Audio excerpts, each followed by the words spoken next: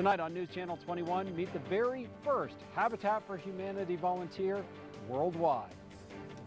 Ben, thanks. They have made a difference to millions of people around the world, and this summer, Habitat for Humanity volunteers will finish house number 100 for the Bend area.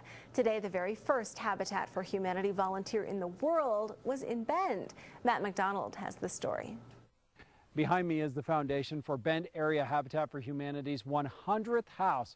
But before this was under construction or any of the other Habitat for Humanity houses worldwide, there was just one volunteer, Clive Rainey.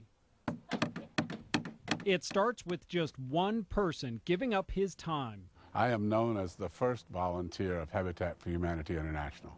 Meet Clive Rainey. 37 years ago, he was teaching in a small community in Georgia.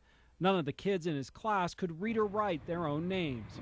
One day a little girl said to me, "Why do we have to learn this old stuff anyway?" And I said, "Because if you get an education, you'll have a better life."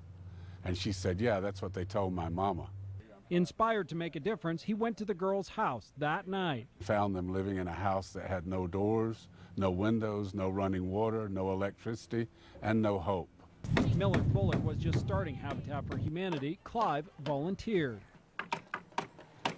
Since then, the organization has built more than 500,000 houses in more than 100 countries. I didn't think for a long time that I'd actually be able to afford our own home.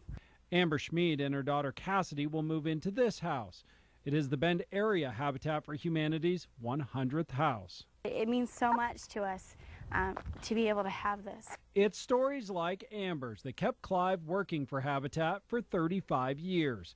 He retired 2 years ago and says it's wonderful, but there's no great honor in being the first volunteer.